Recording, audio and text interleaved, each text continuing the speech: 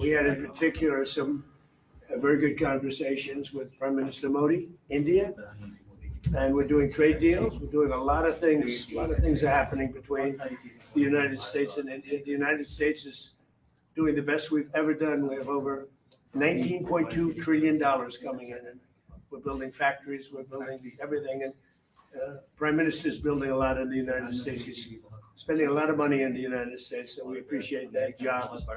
But I just want to say he's been my friend for a long time now, and we've always had a great relationship, and it's great to be with you. Thank you very much. Great to be with you. राष्ट्रपति जी, आपसे मिलकर के बहुत खुशी हो रही है और पिछले वर्ष हम वाशिंगटन में मिले थे। उसके बाद हमारे संबंधों में एक नई गति आई है, नई ऊर्जा आई है और कई विषयों में हम बहुत मिल करके आगे चल रहे हैं।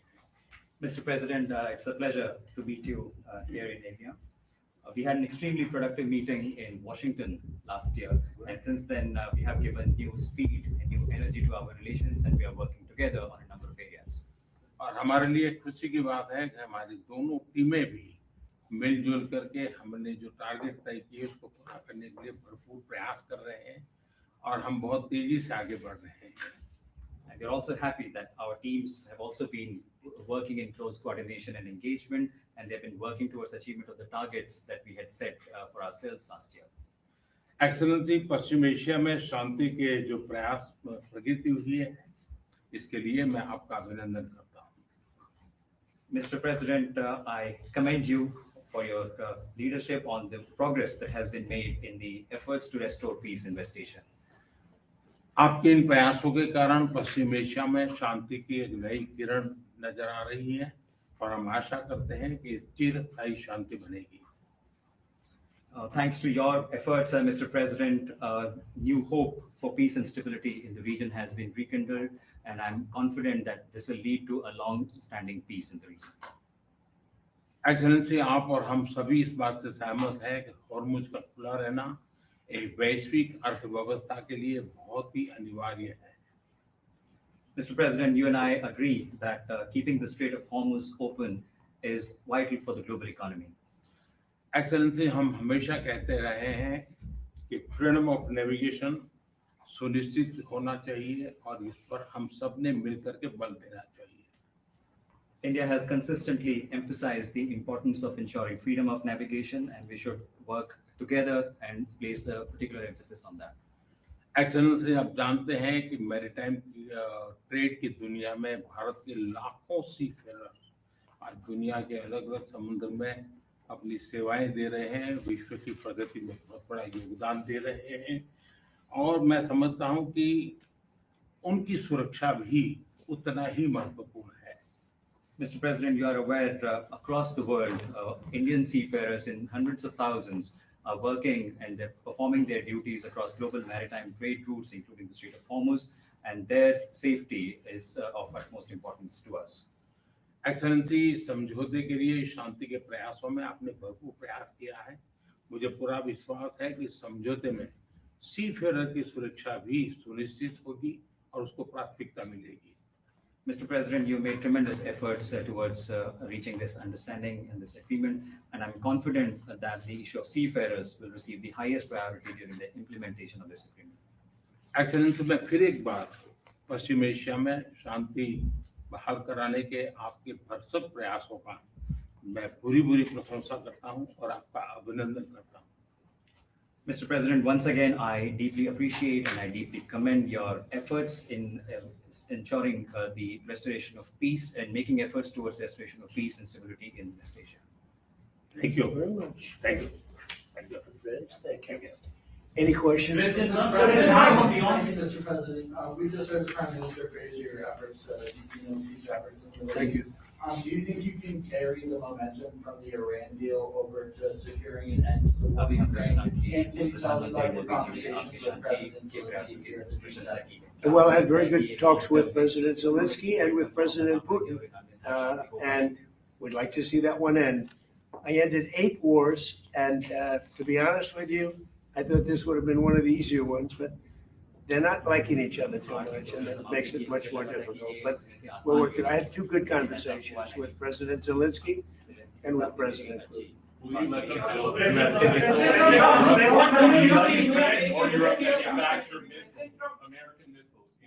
They would like to be able to do that. We'll take a look at it. They have answered that. Steve? US-India trade deal. Very close. We've been there for a little while, and he's a very tough negotiator. He's one of the toughest, actually. So you look at this man. I'll give you a lesson. He's the most beautiful looking man. He looks so nice. He's like an angel. But actually, he's as tough as he's a killer. I don't want to, he's a killer. He's as tough as they come. But he looks so good. So he gets you by surprise.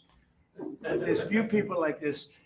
People say he's such a nice man. I said, no, he's very tough. He's a tough trader. And he loves the Indian people, but he also loves the USA. We had Howdy Modi in Houston, remember?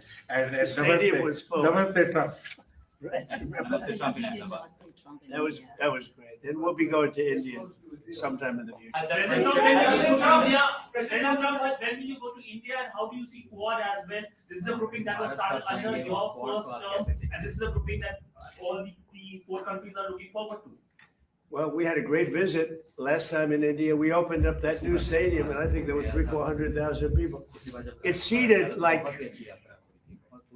about 150,000, and there were 250,000 outside, and there were 100,000 on the grass.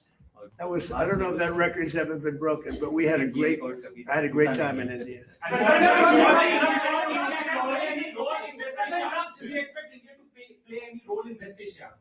Say it. Do you expect India to play any role in West Asia? Yeah, I do. I think India plays a big role in everything. As long as he's the leader, India's going to play a big role. And you said many times that India has a great friend in United States, in Washington, D.C., in White House, till the time you are president. But some of your decisions recently caused trouble, concern in India. How would you like to assure people of India? Well, I said it. As long as I'm president, we have they have a great friend in the White House. I don't know where there might have been a trouble. I don't think so. I can tell you, everyone here, they love India. They have tremendous respect for this man. Tremendous. Ma'am.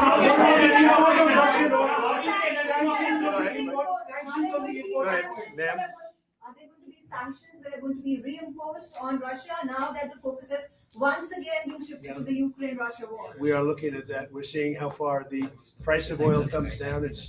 It's really tumbling. It's, I guess, 74, 75 right now. So it's down. It's soon going to be at the number that it was 4 months ago. It's pretty amazing. And on top of that, we will have an Iran without a nuclear weapon, which I can tell you the Prime Minister feels very strongly about that too. What is your hear from European or G7 leaders? They were to a leader, and we had G7 plus many others came, as you know. To a leader, they were thrilled. They could not have been happier. Well, this gentleman came, and it's a big get. He came, and they could not even believe that it happened. It happened quickly, but it really didn't happen quickly. It's been happening for a long time. It's been happening from my first term, when a very evil man named Soleimani was killed. That's when it started. And nobody else did this but Trump. You know, you look at our president, 47 years, Iran took advantage of the world, the Middle East, but the world. Nobody did anything. The Obama deal was one of the dumbest deals I've ever seen. It was a road to a nuclear weapon. My deal is a wall to a nuclear. You're not going to have it. It's a wall to a nuclear weapon. Minesweepers, do you want the Europeans to send minesweeper boats? We don't need them, but if they want to send them, I think it's good. Has anyone committed to? Yes, all of them. All of them. The ones that have that kind of equipment have. But every one of them have committed to being involved. And at this point, do you feel that Vladimir Putin is more responsible for the ongoing conflict in Ukraine? Well, I don't want to comment on that because I'm trying to get it settled, and that doesn't make it easy. Mr. President, you're on the cusp of making history with the possible peace in the Iran conflict. I like this guy. You know, your reporters are much nicer than mine. Go ahead. But there is also tragic loss of lives of Indian sailors recently, sir, in American strikes. Any words of condolences for the grieving families, sir? Yeah, I do. I heard about that. It's a rough profession. There's no question about it. And we work together on it. This has been happening throughout time, but we work together on it. Yeah, certainly. We love all of those people. They're great people. Yeah, please. How long do you expect Bill Pulte to be enacted in July? Well, as long as it takes to get everybody else approved. I mean, they were doing a rush act, and we didn't get anything for it. Look, he's a very legitimate guy. He's very smart. He's a brilliant guy. Look at the job he did at Fannie Mae, Freddie Mac. I mean, it's worth probably $1 trillion right now. So we put him there, but all of a sudden it was like a rush act by the Democrats. And they said they were going to approve Pfizer. And I said, but we want Pfizer approved, but we want the Save America Act approved. Voter ID, proof of citizenship, no mail-in ballots, with exceptions, like for the military, you're sick, you're traveling, disabled. Very, open and generous. We also want no men playing in women's sports, and we want no transgender mutilization of our children. None. Those are 5 things that are 99% that's all we want. It's not a lot. The Save America Act. And that can be passed any way they want to pass it, but I'm not going to sign Pfizer unless it's done. And this was like a rush act. It was a rush act by the Democrats. All of a sudden they want to get, and why are they afraid of this guy? I mean, they're so afraid of him. They'll do anything not to have Pulte go in there. He's a very capable guy, and they're worried about that. Mr. President, Yes, ma'am, please. You said the Iran deal, the text is still being finalized. How confident are you that this Friday signing will happen? You talking about this one on the deal? Deals are amazing. I've done them all my life. I've gone into deals that were 100% and they don't happen. I've gone into deals that there was no chance of getting them done, and it happens, and they happen easily. So you never know with deals, do you? But you're going to find out pretty soon. I think it'll be done. They want to sign. They want to get back to a normal life. We hit them very hard. Don't forget, people talk about when this started. This didn't start 3-4 months ago. This started years ago when I took out Soleimani. That was a big event. There are those that say it was the biggest event in the Middle East in 50 years. So we took him out, and they became a much different country. And then I terminated the JCPOA, that's Barack Hussein Obama's horrible deal. It gave them a nuclear weapon. And I terminated it, and I stopped it. And then I stopped it a second time with the B-2 bombers. And these are all major events in the history of the world, in my opinion, because it prevented them from having a nuclear weapon. And now we're going to do it again, and we're going to see how it works out. So this is a memorandum of understanding, but it's a very strong one. This isn't just like a 2-paragraph. This is a long, pretty detailed memorandum that goes into a regular contract. I would think they would do it. If they don't, then that's okay. We'll have to start the process again. And we don't lose. We have the greatest military in the world. We have the greatest blockade. The naval blockade was 100% effective. And again, they have no Navy. They have no Air Force, all bombed down. I don't want to say the leaders, but first level of leader, gone. Second level of leaders, gone. Some of the third level of leaders, gone. And they want to make a deal. They are so ready to make a deal. You know what? President Trump, the defense relationship between India and the United States. Sorry, I'm speaking. I won't. That's okay. Can you speak to the defense relationship between India and the United States? I think it's a great relationship. I can tell you this, without having a contract, we don't have a contract. You have to write contract. But if they were attacked, we would be there to help them. And how are trade negotiations How is going? that? Is that a good statement? Okay, come here, man. If anybody attacks that man, we're gonna be there. Now, if there's a new leader, I'm not sure about that. If there's a new leader, I don't know about that, but if they're attacked and he's the leader, we're gonna be there to help.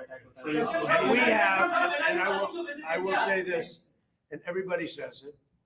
I had a great meeting 3 weeks ago with President Xi of China. We have the strongest military in the world by far, and I built it in my first term, and we're using it in my second term, and they gave some of it away stupidly in Afghanistan, as you know, and they spent a lot on Ukraine, $350 billion, but we have the most powerful military in the world. You saw that with Venezuela, which was 48, think of it, 48 minutes. And now our relationship with Venezuela is great. We paid for the cost of the war 40 times, taking millions of barrels out. Venezuela's benefiting, we're benefiting, Venezuela's benefiting. And then we go to Iran, and really in the first week, militarily, we defeated Iran. Nobody thought that could be done. Yeah, please. Do you want Israel to halt its military campaign? No, I want Israel to be able to protect himself, but I do want them to use good judgment. Skilled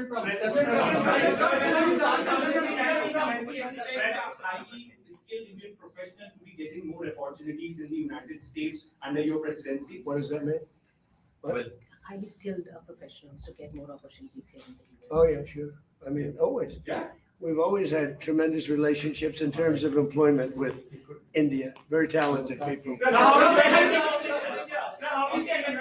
seen European leaders interact very warmly with you at the summit. Do you think that they're coming around to your worldview? I think they think I was right.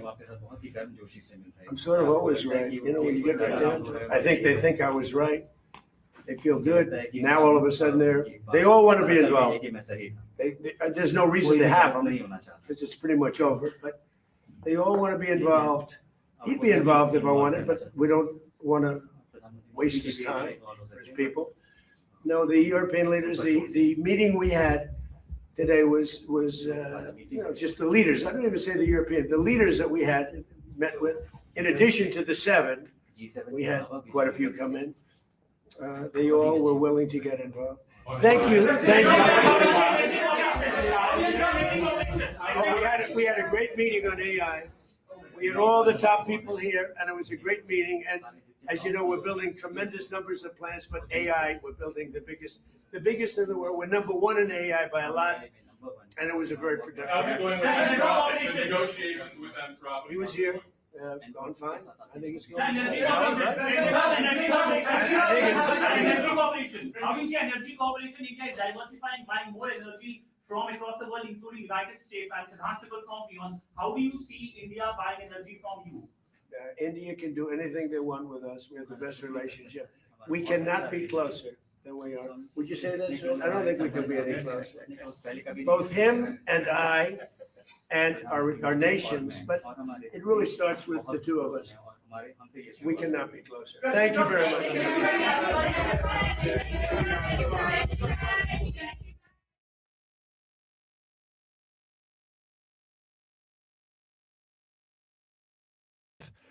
Maha yourself with supplements that don't suck from Conscious Strength. Founded by Badlands' very own Jordan Sather in 2019, Conscious Strength products are made in America, and they won't break your bank, unlike other online brands. Their lineup includes collagen for strengthening joints and hair, electrolytes to get rid of those cramps, greens powder that tastes good and mixes easy, and shilajit gummies, methylene blue, zeolite, and more. Flip the finger to pharma. Be your own doctor and get supplements that you can trust from Conscious Strength. Go to badlandsmedia.tv/strength to shop now and use promo code BADLANDS for 10% off. One more time, that's badlandsmedia.tv/strength. And make sure you check out episode 5 of America for Stories to learn more about Jordan, his journey, and his products, Conscious Strength.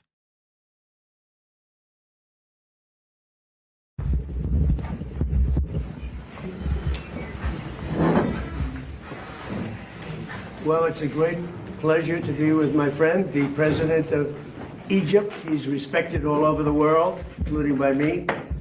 And our relationship has been very strong personally for a long time. And we're working together. We're helping him with a little dam project that I think you were very unfairly treated, if you want to know, in Ethiopia. But we'll discuss many things, including trade. And we do a lot of business with Egypt, and we'll be discussing that. We'll be discussing the Nile, because the Nile's getting a little emptier than it should be, and that's what we're here to talk about, right? A dam was built in Ethiopia, and it's causing tremendous problems for Egypt, and I'm very aware. I had that deal settled, and then we had a rigged election, and somebody came in and they didn't know too much about that deal. They were not going to settle anything, but we'll get back into it. We'll see if we can settle it. Okay? Would you have to say that? اسمح لي فخامة الرئيس ان انا ابدا بكل التقدير والاحترام لشخصكم فخامة الرئيس، وايضا رغم كل الجهود والجدول المسحوق جدا جدا على حفاظ الاستقلال. Please.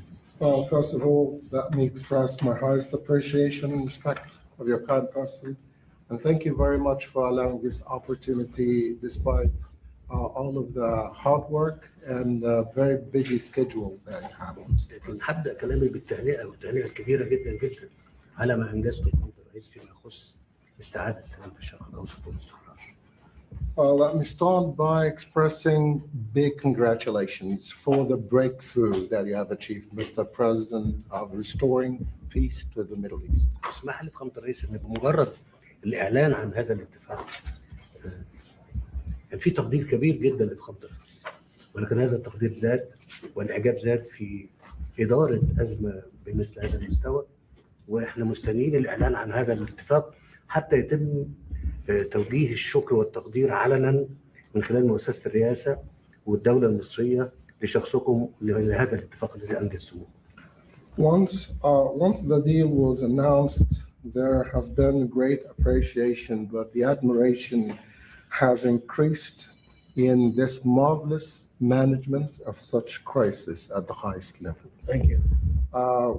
We're waiting for the deal to be declared as a final deal, so that we can react appropriately and state our positive views and perspective of that great deal from the presidency and on behalf of the Egyptian people.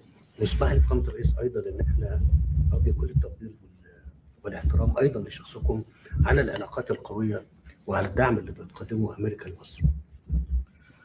I'd like also to express highest appreciation and respect of your kind person for the productive and excellent relations between Egypt and the United States and all the support that the United States is providing for Egypt. تفهمكم لمشكلة السد أيضا أمر أسجل فيه احترامي وتقديري أيضا لكم فخامة الرئيس. For the record, again, Mr. President, I cannot overemphasize how much respect I have for you, for your understanding of the challenging issue of the dam to Egypt. مش عارف اللي أنا أقوله ده مناسب إن أقوله ولا لا، ولكن أثناء العشاء امبارح أنا وجدت فخامة الرئيس محاط بكل القادة والرؤساء عايزين يتحدثوا معاه لدرجة إن هو يمكن ما كانش عنده لحظة لتناول العشاء. I don't know if I'm going to say is appropriate or not, but I observed during the dinner of last night that you were surrounded, Mr. President, by all world leaders. They didn't leave you a moment to enjoy your dinner. That was a lot of surround. Oh, we had a great time, but it was a lot. It was a lot of work last night. You saw that, yes. Thank you. Thank you very much. It's a great honor. It's really fantastic. So I'll be doing a news conference at about 4:00 today. Before we leave, we're going to Paris. And then we'll be going home tonight, I guess, if you really figure it. So we'll be heading to Paris, where we have a big dinner meeting with a lot of the same people. And then we're going home. And it's been a very successful trip. A lot of things have happened that have been very good. We'll be discussing a little bit about the deal with Iran at the 4:00 news conference. It's a great deal for a lot of reasons, but number one, by far, 99.9% is they will never have a nuclear weapon, and you can't give Iran a nuclear weapon. and they will never have a nuclear weapon. So that's very, very strong. It's a very strong deal. Nobody knows what it is, but it's very strong. And most people seem to be very happy. Who's really happy is the market, because the market's gone up thousands of points over the last 4 or 5 days since hearing about it.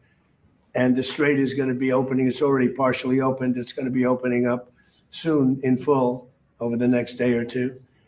And the market has gone wild, and oil has come tumbling down. Oil is at $73 or $74, and it's getting to very close to where it was before the crisis. The difference is now we have Iran without a nuclear weapon. So we'll see how that all plays out. I think people are going to be very happy, but there's nothing so smart as the market, and the market loves it beyond anything that I've actually seen. Again, the stock market has gone through the roof, and oil has come tumbling down. I guess it's in the low 70s now. Right? That's right. That's amazing. So that's what speaks. It speaks louder than words. The alternative would be a worldwide depression. You know, the stupid people want to have a worldwide depression, and they're stupid people. So you can only go so far. You drive somebody into the ground, and a lot of bad things happen. Number one, the Strait would never open because they don't like floating billion-dollar ships up and down a strait when there are rockets flying over them and mines all over the place. So the Strait would never be open. It wouldn't be open for a long time. So we have a very hot stock market, and we have starting to be a very low oil price, and that's going to have a huge impact on affordability caused by the Democrats. The Democrats have caused so many problems, you have no idea. But I'll never forget, I took over, and I'm in the office for one day, and I had my first news conference, and they said, affordability, sir, affordability, what are you doing about it? I said, I've just been here one day. They tell me about affordability. They're the ones that caused affordability. It's just another con job. They made up the word affordability, but we're bringing prices down a lot, and they're coming down fast. And with the settlement, so worthwhile, with the settlement where you're not going to have a nuclear weapon, and then we bring them down on top of that. And I think oil prices might get lower than where they were before the war. So I'm going to see you at 4 o'clock, and we'll discuss that a little bit, and we'll discuss other things. But we've had a great meeting. It's been a great summit, and France has done a fantastic job. President Macron has been he's really done a great job. It's been very well received. Everybody here has been, I don't know if they've been happy. Some are not doing so well, but some are doing very well. But they've done a beautiful job. Thank you very much, everybody. Thank you, Brad. President, the MOU has been reported. Have I read it? Well, it's been reported that it includes its $300 billion It's false. fund Oh, funded by Gulf allies. That's no, false. it's false. People, you can invest if you want. I mean, what am I going to do? Say nobody's ever allowed to invest? No, we're not investing. We're not putting up 10 cents. And people can decide to do that, but that's up to them. I mean, do you want me to say nobody's ever allowed to invest in a country?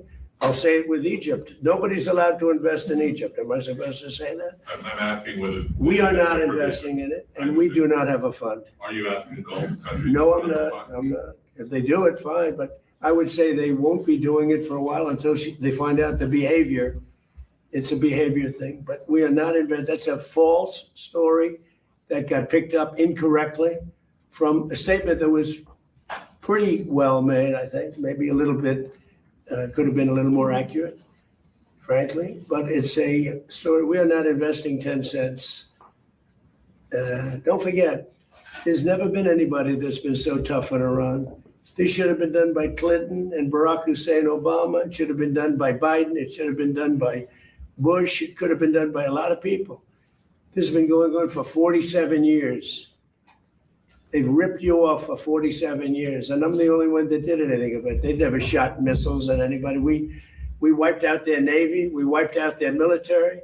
We wiped out their Air Force. They have no anti-aircraft. They have no radar.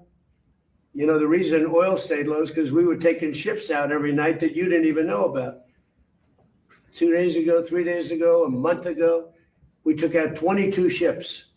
We averaged from 15 to 25 ships a night. Nobody knew that. Our Navy did a great job. Nobody knew what was happening. That's why oil didn't go to $300 a barrel. It went to 125, 115. Now it's at 72, 73. I heard it's lower than that now. I haven't seen it in the last couple of hours. No, we were very tough, and we took out a man named Soleimani. Remember that? You know, you think this would have happened if you were alive? The evil genius. He was an evil genius. People forget that. I took out Soleimani in my first term. Without that, you don't have the situation that we're in today where we dominated. We wiped out their military. And because we did that, and then we put up the blockade, which was totally effective. Not one ship got by, Steve. Is the tax deal agreement now final, or are you still? No, it's not final. It's a memorandum of understanding. And if I don't like it, we'll go back to shooting at them, dropping bombs on their head. When do you expect this? The word If I don't like it, if they don't behave, we'll go right back to dropping bombs right smack in the middle of their head. Okay? Because they misbehaved for 47 years. All right? Does it include? But nobody could have made this deal.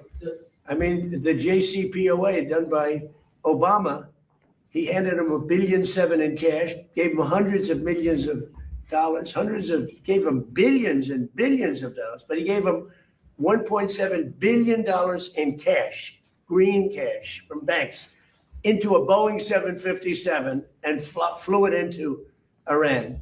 And they stood at the plane. I have pictures of it, like, oh my, look at this money he's giving us. He tried to bribe his way out. I didn't do that.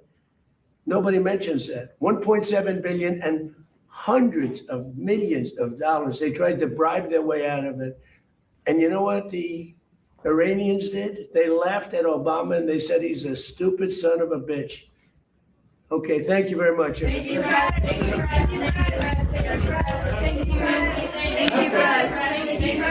Thank you, Mr. President, are you with Egypt? I like your report.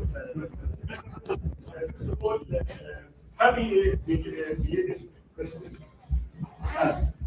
You making history today. Problem. We know support Egypt rights, water security. Well, that's what we're going to be talking about. You don't listen. How and when? Yeah, that's what we're talking about. Of course, I support Egypt. He's a friend of mine from day one. You know, I met him early in the campaign when Crooked Hillary and I were running against each other, right? And I was told that the president of Egypt is here. That was a big deal. It's still a big deal for me to be with the great president of Egypt, but not as big as it used to be before I ran. So he was in a hotel and I met him and we fell in love, deeply in love. And he didn't even want to see Hillary. He said, "You're going to win. I don't want to meet her." He said, "You're going to win." He didn't want to see her. Remember that? So we had a good relationship right from the beginning. No, we met. We didn't know each other before that. We had great chemistry. And I stayed twice as long as I was supposed to, took up her time. And then when it was her time, he didn't want to meet with her. But he did because he's a gentleman, but it lasted about 1 minute. Thank you, everybody. It's finally here, our second annual mega sale. This sale only comes around once a year, so take advantage of the best offers ever while you can. For example, save 50% on our Giza Dream bed sheets, as low as $29.98. And for the first time ever on TV, MyPillow mattresses and MyPillow mattress toppers, as low as $99.98. And you save 50% on our Lux Pure 6-piece towel sets, regular $69.98, now only $39.98. And our best-selling standard MyPillows, regular $49.98, on sale for $17.98. Wait on it, mega sale, only $14.98. So go to MyPillow.com or call the number on your screen. Use this promo code to take advantage of our second annual mega sale. But wait, there's more. To make the mega sale even more special, when you order right now, your order's going to ship absolutely free. What up, Badlanders? Are you ready to rock something new in 2026? Well, as always, we got you covered with the Rise Badlands Native Collection. built from the rich tones and rugged terrain of the Dakotas, equal parts beautiful and brutal. Old roots, new vibe. Whether you got gators in your backyard or you have to take a bush plane to the post office, Badlanders are worldwide. Different dirt, same tribe. Speaking of different dirt, the ghost of base Patrick Henry designed a plan for the border wall that he actually sent to the White House. It's friggin' hilarious. Now you can get it on a shirt, hoodie, and more. And don't forget, every order throws fuel on the fire of the Made in USA parallel economy. So grab something now at badlandsmedia.tv/rise.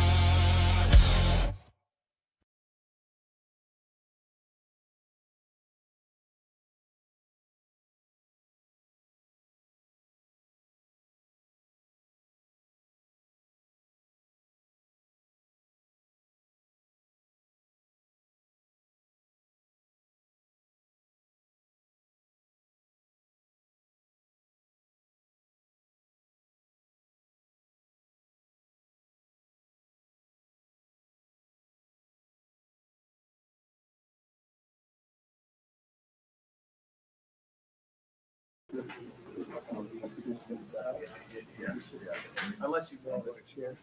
Yes.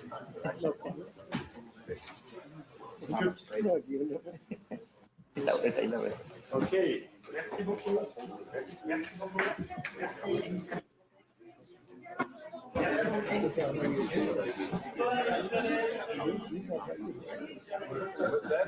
They don't do one. You have good people in front of you. Yeah, I got I'm down on the ground. You must be. Isn't that thing working? It's too late, they got it. Did you get it up? Oh, you used the chair? Up at the general's chair, he had it. Yeah, his is fine. And you look at yourself in a picture, and you say, what happened? What happened? I had the lowest rate in the whole room. You know what? It's the UN. Oh, is that it? I'm kidding, I'm kidding. Remember, that's funny. Oh, that's much better. It's so funny. Oh, that's much better. Thank you, Mark. I'll remember. Look better. We'll get him back.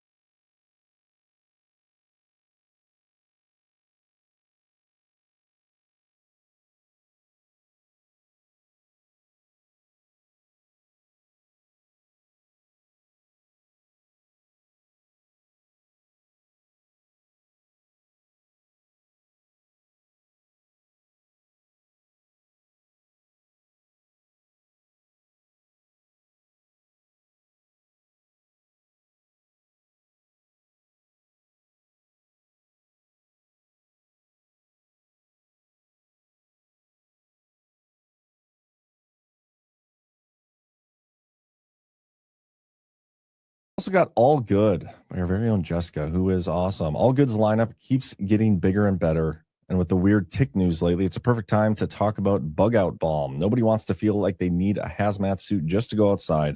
Bug Out Balm keeps ticks and mosquitoes away without the harsh chemicals. It's made with powerful natural oils like citronella, eucalyptus, and lavender that effectively repel bugs while nourishing your skin. That's the vibe at All Good. Everything is made with clean, organic ingredients that actually work. No fillers, no junk, no complicated routines. Just All Good. Whipped tallow, nourishing balm, serum, sunscreen, hair treatments. Your skin and hair will feel softer, healthier, and happier without all the chemical sludge clogging your pores and your counter. Check out badlandsmedia.tv/allgood. And while you're shopping, consider joining the new rewards program so you can earn points with every purchase and redeem them for discounts. Start earning today and make self-care great again while supporting Badlands Media. Visit badlandsmedia.tv/allgood. Use promo code Badlands.